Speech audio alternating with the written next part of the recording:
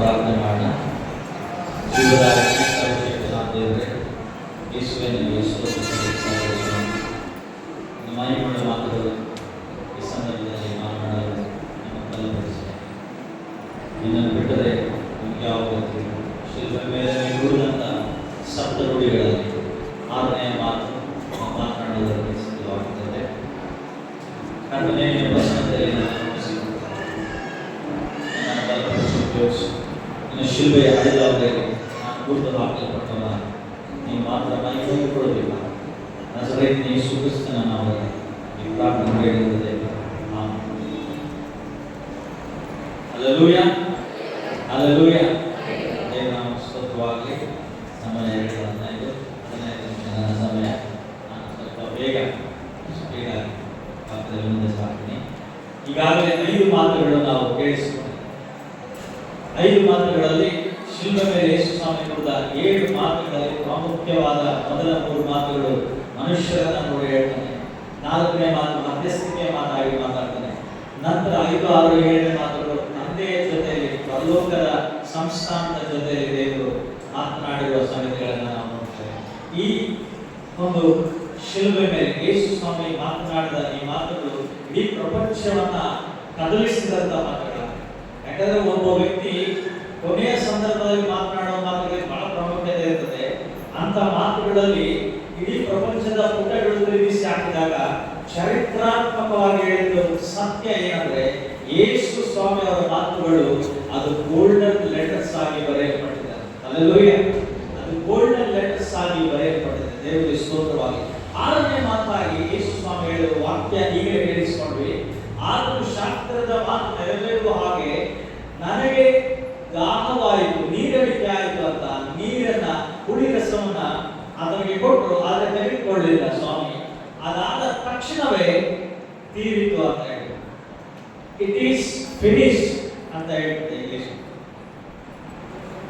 ಇಬ್ರಿಯ ಮತ್ತು Greek Latin ಭಾಷೆಗಳಲ್ಲಿ ಟೆಟೆಲೆಸ್ಟಾಯ್ ಅಂತ ಕರೀತಾರೆ.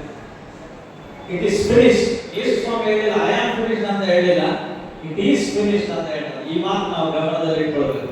ಅನೇಕರನ್ನ ನಾವು ಈ ಲೋಕದಲ್ಲಿ ನೋಡುವಾಗ 2 ವಿಧವಾದ ಸಮಾಪ್ತಿ ನಾವು ನೋಡಬಹುದು.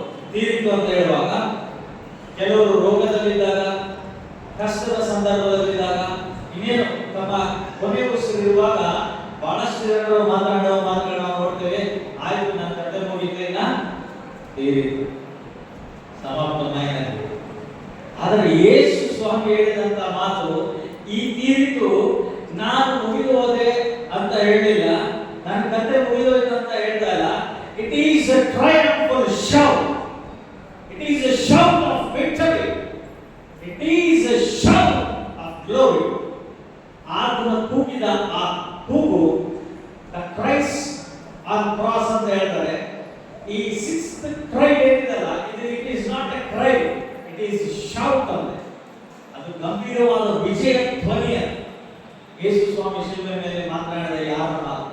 ಒಬ್ಬ ರೇಸ್ ನಡೆಯುವಾಗ ಒಬ್ಬ ವ್ಯಕ್ತಿಯನ್ನ ನಾವು ನೋಡುವುದಾದ್ರೆ, ಅವನು ಓಡಿ ಹೋದಾಗ, ಇನ್ನೇನು ರೇಸ್ ಹತ್ರ ಬಂದಾಗ 2 ಕೈಗಳು ಚಾಚಿ ಆ ರನ್ನಿಂಗ್ ರೇಸ್ ಅಲ್ಲಿ ಹಿಂಗೆ ಇರ್ತಾರಲ್ಲ, ಈ ಡಿಸ್ಟೆನ್ಸ್ ಬಂದಾಗ ಫಸ್ಟ್ ಯಾರು ಬಂದ್ರೆ ಅವರು ಫಸ್ಟ್. ಇವ್ರು ಓಡಿ ಹೋಗಿ ಇನ್ನೇನು ಇವ್ರು ಫಸ್ಟ್ ಎಂಟರ್ ಆಗ್ಬೇಕಾದ್ರೆ 2 ಕೈಗಳನ್ನ ಚಾಚಿ ಅರಸ್ತಾ ಕಿಡಿಸ್ತಾ ಹೋಗ್ತಾರೆ. ಅದೇ ಸಂದರ್ಭ ಯೇಸು ಸ್ವಾಮಿ ಶಿಲುಬೆ ಮೇಲೆ ಮಾಡ್ತಾರೆ. ಫಿಲಿಪ್ಪನ ಪತ್ರಿಕೆಯಲ್ಲಿ ನಾವು ನೋಡುವಾಗ 2ನೇ ಅಧ್ಯಾಯದಲ್ಲಿ ನೋಡುವುದಾದ್ರೆ, ಯೇಸು ಸ್ವಾಮಿ ಲೋಕಕ್ಕೆ ಬಂದ ಸಂಗತಿಯನ್ನ ತಂದೆಯಾದ ದೇವರು ಆಲೋಚನೆ ಮಾಡ್ತಾರೆ. ತಂದೆಗೆ ಎಷ್ಟು ದುಃಖ ಇದೆ ಅಂದ್ರೆ, ಆದಿಯಲ್ಲಿ ಮಗನನ್ನ ಈ ಲೋಕಕ್ಕೆ ಕಳುಹಿಸಿಕೊಟ್ಟಾಗ 33 ವರ್ಷಗಳ ಕಾಲ ಮಗನನ್ನ ಅಗಲಿ ತಂದೆ ಜೀವಿಸಿದ. ಅಂದ್ರೆ ಜೊತೆಯಾಗಿ ಇರಲಿಲ್ಲ.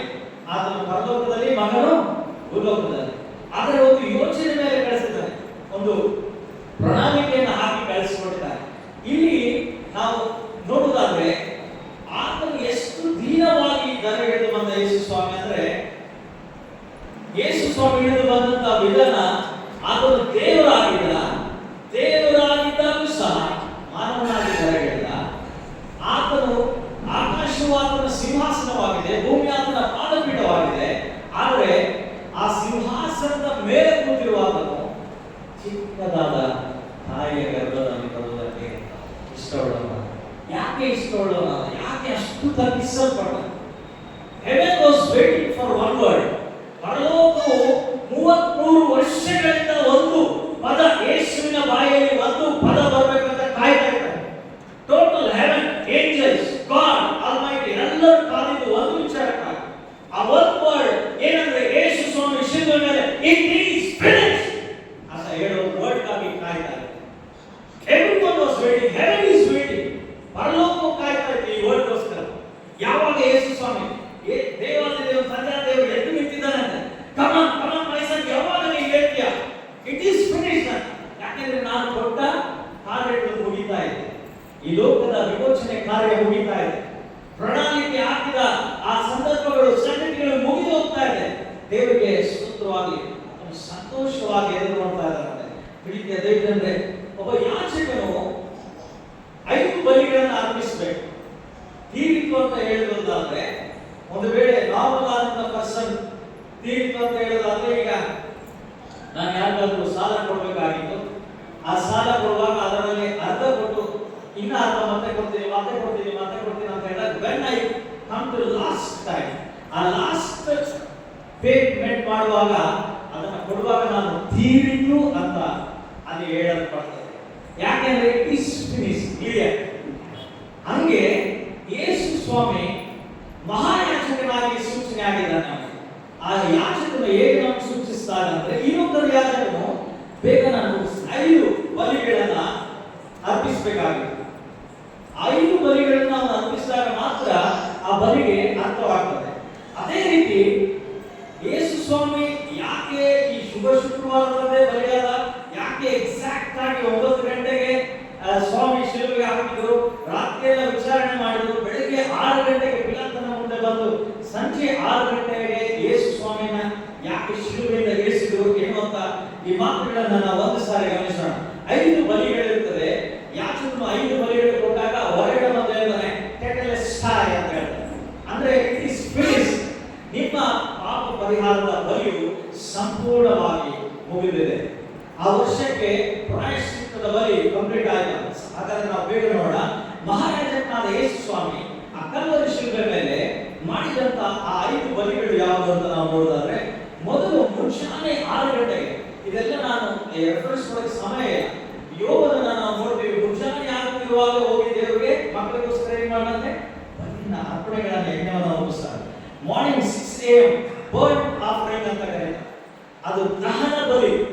6 ಗಂಟೆಗೆ ಯೇಸು ಸ್ವಾಮಿ ದಹನ ಬಲಿಯನ್ನ ಅರ್ಪಿಸ್ತಾನೆ. ದಹನ ಬಲಿ ಕೊಡಬೇಕಾದ್ರೆ ಯಾಚಕನ ಮುಂದೆ 6 ಗಂಟೆಗೆ ಹೋದಾಗ ಆ 6 AM ಅಲ್ಲಿ ಅವನು ನೋಡ್ತಾನೆ, ಆ ತನ್ನಂತ ಎಣ್ಣಿನ ಕುರಿಮರಿ ಹೇಗಿರ್ತದ ಅದರ ಮೇಲೆ ಮಚ್ಚೆಗಳಿರಬಾರದು, ಯಾವ ಪ್ರಲೋಭಗಳಿರಬಾರದು, ಅದು ಸ್ವಚ್ಛವಾಗಿ, ಯಾವ ಅದಕ್ಕೆ ಕುಟ್ಟತನವಾಗಿ ಅಥವಾ ಬೇರೆ ಯಾವುದೋ ಒಂದು ಅಂಗವೈಫಲ್ಯತೆ ಇರಬಹುದು, ಅದು ದೇವರಿಗೆ ಇಷ್ಟವುಳ್ಳದ್ದಾಗಿ ಪರಿಶುದ್ಧವಾದದ್ದಾಗಿ ಕಂಡುಬರಬೇಕು. ಅದೇ ಮಾತುಗಳು ನಾವು ನೆನಪು ಮಾಡ್ಕೊಳ್ಳೋದಾದ್ರೆ, ಸರಿಯಾಗಿ 6 ಗಂಟೆಗೆ ಎಕ್ಸಾಕ್ಟ್ಲಿ ಮಾರ್ನಿಂಗ್ 6 AM ಸೆನೆಡ್ರಿನ್ ಸಭೆಯಿಂದ ಯೇಸುವನ ಪಿಲಾತನ ಬಳಿಗೆ ಕರೆದುಕೊಂಡು ಬರ್ತಾರೆ. ಪಿಲಾತನ ವಿಚಾರಣೆ ಮಾಡಿದಾಗ ಹೇಳ್ತಾನೆ, ಈತನು ನೀತಿವಂತನ ಅಂತ ಸರ್ಟಿಫಿಕೇಶನ್ ಕೊಡ್ತಾನೆ. ಮತ್ತಾಯ 22ನೇ ಅಧ್ಯಾಯ ನೋಡುವಾಗ ಈತನಲ್ಲಿ ಯಾವ ತಪ್ಪು ನನಗೆ ಕಂಡು ಬರಲಿಲ್ಲ, ಯಾವ ಮಚ್ಚೆ ಈತನ ಮೇಲೆ ಇಲ್ಲ, ಯಾಕೆ ಈತನನ್ನ ಶಿಕ್ಷಿಸಬೇಕು ಅಂತ ಕೇಳ್ತಾರೆ. ಆದ್ರೆ ಜನರು ಕೇಳ್ತಾರೆ, ಅವರ ಕೂಗೆ ಹೆಚ್ಚಾಯ್ತು, ಅವ್ರಿಗೆ ಹೇಳ್ತಾರೆ ಶಿಲುಬೆಗೆ ಹಾಕಲೇಬೇಕು ಅಂತ ಹೇಳಿ. ಮೊದಲನೇದಾಗಿ ಯಾವ ಒಂದು ಮಚ್ಚೆ ಇಲ್ಲದಂತ ಸ್ವಭಾವದಲ್ಲಿ ನೀತಿವಂತನಾಗಿ ಯೇಸು ಸ್ವಾಮಿ ಯಜ್ಞದ ಬಲಿಯಾಗಿ ಅರ್ಪಿಸಲ್ಪಟ್ಟ. 6 ಗಂಟೆಗೆ ಕೊಟ್ಟಂತ ಆ ಯಜ್ಞದ ಬಲಿಯಲ್ಲಿ ಯಾರಾದ್ರೂ ಓದಿದ್ರೆ ಫಿಲಿಪ್ಪ 2:8 ಓದಿ, ಒಂದೇ ಒಂದು ಬೇಕು. ಈ ಎಲ್ಲ 5 ಬಲಿಗಳು ಎಲ್ಲಿ ಸಿಗ್ತದೆ? ಲೇವಿ ಕಾಂಡದಲ್ಲಿ ನಾವು ನೋಡಬಹುದು. ಯಾಜಕ ಕಾಂಡದಲ್ಲಿ 2ನೇ ಅಧ್ಯಾಯದಲ್ಲಿ ಹೋದಾಗ ಈ 5 ಬಲಿಗಳು ಸಿಗ್ತದೆ. ಫಿಲಿಪ್ಪ 2:8 ಒಂದು ಮಾತು ಬರೆಯಲ್ಪಟ್ಟಿರುತ್ತದೆ.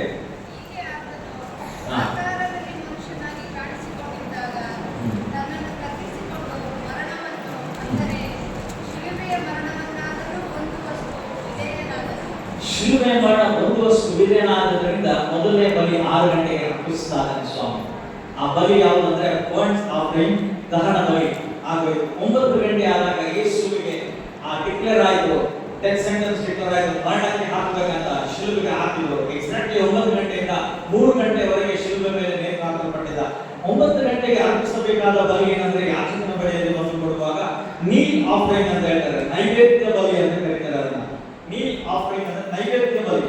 ಈ ನೈವೇದ್ಯ ಬಲಿ ಹೇಗೆ ಮಾಡಬೇಕಂದ್ರೆ ಅವರು ಆ ಗೋಧಿಯನ್ನು ತೆಗೆದುಕೊಂಡು ಹೋಗಿರ್ಬೇಕು, ಗೋಧಿ ಹಿಟ್ಟಿನ ಒಂದು ರೊಟ್ಟಿಯನ್ನು ಮಾಡಿ ತೆಗೆದುಕೊಂಡು ಹೋಗಿರ್ಬೇಕು.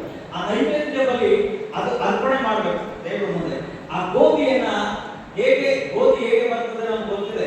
ಅದನ್ನ ಮಷಿನ್ಗೆ ಹಾಕಿ ಕ್ರಶ್ ಮಾಡಿದಾಗ ಹಿಟ್ಟು ಹಾಕಬೇಕಾದ್ರೆ ಆ ಪ್ರೋಸೆಸ್ ಎಲ್ಲ ನಾವು ನೋಡುವುದಾದ್ರೆ ಭಯಂಕರವಾದಂತ ಹಿಂಸೆ ಆಗ್ತದೆ. ಆದ್ರೆ ಅದಕ್ಕೆ ಜೀವ ಇಲ್ಲ, ಗೊತ್ತಾಗಲಿಲ್ಲ. ಮನುಷ್ಯನು ಜೀವ ಕೊಡುವ ರೊಟ್ಟಿ ನಾನೇ ಅಂತ ಹೇಳ್ತಾನೆ. ಯೇಸು ಸ್ವಾಮಿ ಸಹ ನಿಜವಾದ ಆ ಗೋಧಿಯ ಒಂದು ಬೀಜಕ್ಕೆ ಏನಾಗಿದೆ ಸಂತೋಷವಾಗಿದೆ. ಅದಕ್ಕೆ ಸ್ವಾಮಿ ಹೇಳ್ತಾನೆ, ಈ ಬೀಜವು ಭೂಮಿಯಲ್ಲಿ ಬಿತ್ತದೆ ಹೋದರೆ ನಿಮಗೆ ರಕ್ಷಣೆ ಇಲ್ಲ, ನಿಮಗೆ ಪುನರುತ್ಥಾನವಿಲ್ಲ, ನಿಮಗೆ ನಿತ್ಯ ಜೀವದ ಬೀಜವಿಲ್ಲ ಅಂತ ಸ್ವಾಮಿ ಹೇಳ್ತಾನೆ. ಆ ಒಂದು ಪ್ಯಾರಬಲ್ ಮೇಲೆ ಯೇಸು ಸ್ವಾಮಿ ಅಲ್ಲಿನ ನಾವು ಹೋಲಿಕೆ ಮಾಡೋದಾದ್ರೆ ಅದನ್ನ ನಾದಿ ಆ ಹಿಟ್ಟನ್ನ ನಾದುವಾಗ ಅದರಲ್ಲಿ ಎಣ್ಣೆ ಹಾಕ್ತಾರೆ. ಅದೇ ರೀತಿ ಯೇಸು ಸ್ವಾಮಿಯ ದೇಹವು ಚಿಂದಿಯಾಗಿರೋದು ಆ ಒಂದು ಹಿಟ್ಟಿನ ಗೆರೆಯಲ್ಲಿ ಹಾಕಿದಾಗ ಗೋಧಿ ಹಿಟ್ಟು ಆದ ಹಾಗೆ ಶಿಲುಬೆ ಮೇಲೆ ಯೇಸು ಸ್ವಾಮಿ ಸಂಪೂರ್ಣವಾಗಿ ತನ್ನ ದೇಹ ಚಿಂದಿಯಾಗಿ ಹೋಯಿತು. ದೇಹದ ಒಳಗಡೆಯಿಂದ ರಕ್ತವು ನೀರು ಧಾರೆಯಾಗಿ ಹಿಡಿದು ಹೋಯಿತು ಅಂತ ನೋಡ್ತಾ ಇದ್ದಾರೆ. ಕೀರ್ತನೆಗಾರನು 127ನೇ ಕೀರ್ತನೆಯಲ್ಲಿ ಬರೆದಾನೆ, ನನ್ನ ಆತ್ಮ ಬೆನ್ನಿನ ಮೇಲೆ ರೈತರು ಹೇಗೆ ಆ ಒಂದು ಬೀಜಗಳನ್ನು ಹಾಕ್ಬೇಕಾದ್ರೆ ಉಳುವಾಗ ಹೇಗೆ ಅದನ್ನು ಮಾಡ್ತಾನೋ ಹಾಗೆ ಅದನ್ನ ಮಾಡಿದನ ಅಂತ ನಾವು ನೋಡ್ತಾ ಇದ್ದೇವೆ. ಇದನ್ನ ನಾವು ಅಬ್ಸರ್ವ್ ಮಾಡುವಾಗ ಯೇಸು ಸ್ವಾಮಿ ಅಂತ ಪರಿಸ್ಥಿತಿಗೆ ಒಳಗಾಗಿ 2ನೇ ಬಲಿ ನೈವೇದ್ಯ ಬಲಿಯನ್ನು ಒಪ್ಪಿಸಿಕೊಡ್ತಾನೆ. 12 ಗಂಟೆ ಆದಾಗ ಯೇಸು ಸ್ವಾಮಿ 12 ಗಂಟೆಗೆ ಪೀಸ್ ಆಫರಿಂಗ್ ಕೊಡಬೇಕಿತ್ತು, ಸಮಾಧಾನ ಯಜ್ಞ ಬಲಿ ಕೊಡಬೇಕು. ಈ 5 ಬಲಿಗಳಲ್ಲಿ ಸ್ವಾಮಿ ಒಪ್ಪಿಸಿಕೊಡ್ತಾರೆ. ಕೊಲೆಸೆ 1:20 ನಾವು ನೋಡ್ತೇವೆ.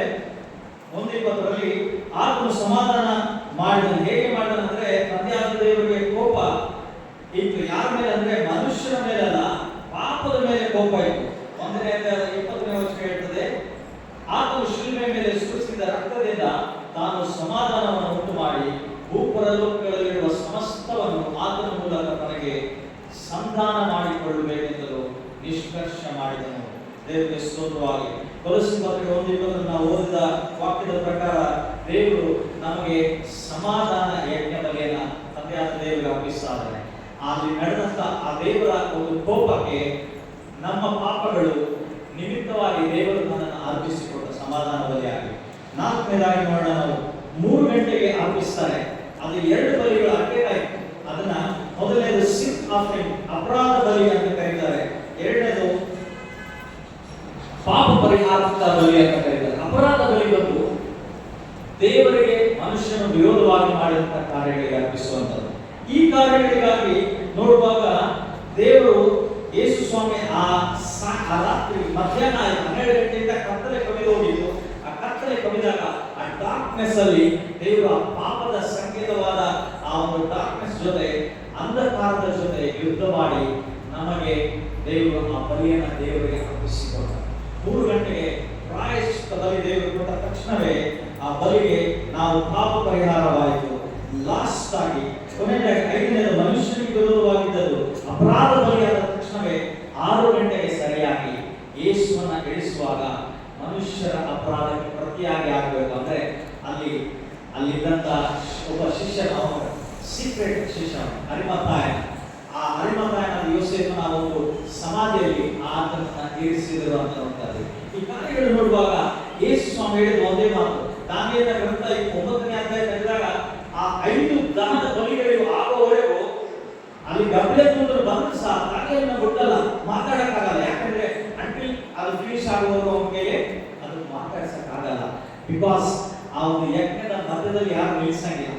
ಯೇಸು ಸ್ವಾಮಿ ಅದೇ ಯಜ್ಞಗಳನ್ನ ಶಿಲುಬೆ ಮೇಲೆ ಪ್ರಕಟಿಸಿ ಈ 5 ಮುಗಿತ ಅಂತ ಹೇಳಿ ಆವಾಗ ಹೇಳ್ತಾರೆ, ನೌ ಇಟ್ ಈಸ್ ಫಿನಿಶ್ಡ್, ಟೆಟೆಲಸ್ಟೈ ಅಂತ ಯೇಸು ಸ್ವಾಮಿ ಹೇಳಿದ ತಕ್ಷಣವೇ ಅಲ್ಲಿ ಇದ್ದಂತ ಆ ಎಲ್ಲರಿಗೂ ಅರ್ಥ ಹೋಯ್ತು, ಕತ್ತಲೆ ಆಗಿದೆ.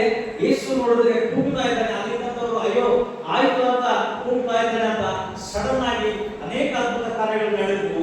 ದೇವಾಲಯದ ತೆರೆ ಮೇಲಿನ ಕೆಳಗಿನವರಿಗೆ ಅರ್ಥ ಹೋಯಿತು. ಅಲ್ಲಿ ಕೊಲೆಸ್ಸೆ ಪತ್ರಿಕೆಯಲ್ಲಿ ನಾವು ನೋಡ್ತೀವಿ 2:15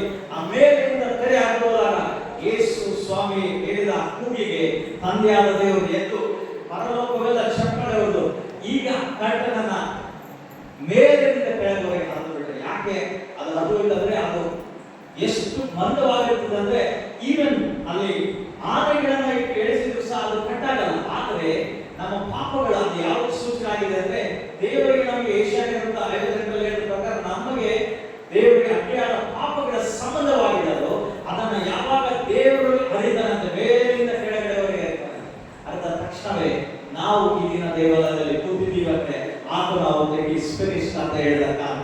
ಇಲ್ಲಾಂದ್ರೆ ನಾವು ಆವರಣದಲ್ಲಿ ಇರಬೇಕಾಗಿತ್ತು, ಪರಿಶುದ್ಧವಾದ ಸ್ಥಳದಲ್ಲಿ ಕರ್ತನ ಭೋಜನ ತೆಗೆದುಕೊಳ್ಳುವುದಕ್ಕೆ ಯೋಗ್ಯತೆ ಇಲ್ಲದಾದಂತ ನಮ್ಮನ್ನ ಇವತ್ತು ದೇವರು ಇಲ್ಲಿ ಕೂಡಿಸಿದ್ದಾನೆ. ನಾವು ಫ್ಯಾನ್ಗಳ ಕೆಳಗಡೆ ಕೂತು ದೇವರ ವಾಕ್ಯ ಕೇಳ್ತಾ ಇದ್ದೇವೆ. It is only because he said it is finished. Take less time. ಕಣ್ಣನ್ನು ಪ್ರಾರ್ಥನೆ ಮಾಡಿ. ದೇವರು ತೀರ್ತು ಅಂತ ಹೇಳುವುದರಲ್ಲಿ ಎಲ್ಲವನ್ನು ನಮಗಾಗಿ ತೀರಿಸಿಕೊಟ್ಟಿದ್ದಾನೆ. ನಾವು ನಂಬುವುದಾದ್ರೆ ಆತನ ಮಹಿಮೆಯನ್ನು ಕಾಣ್ತೀವಿ. ಪಾಪದ ಸಂಕೇತವಾದಂತಹ ಬಲಿಯನ್ನು ನಾನು ತೀರಿಸಿದ. The fulfillment of law is finished. The prophecy's fulfillment is finished. The sacrifice of sin and the curse is completely finished. The defeat of Satan is finished. The defeat of death is finished. The power of death is finished. And the work of salvation plan is completely finished. The will of God is finished. ದೇವರು ಮಹಿಮೆಯಾಗಲಿ. ಕರ್ತನೇ ಈ ಮಾತುಗಳು ಎಲ್ಲವನ್ನೂ ಪಾದ ಸಮ್ಮುಖದಲ್ಲಿ ಅರ್ಪಿಸ್ತಾನೆ. ಯೇಸುವಿನ ಜೀವಗಳ ನಾಮದಲ್ಲಿ ಪ್ರಾರ್ಥನೆ ಹೇಳಿದೆ.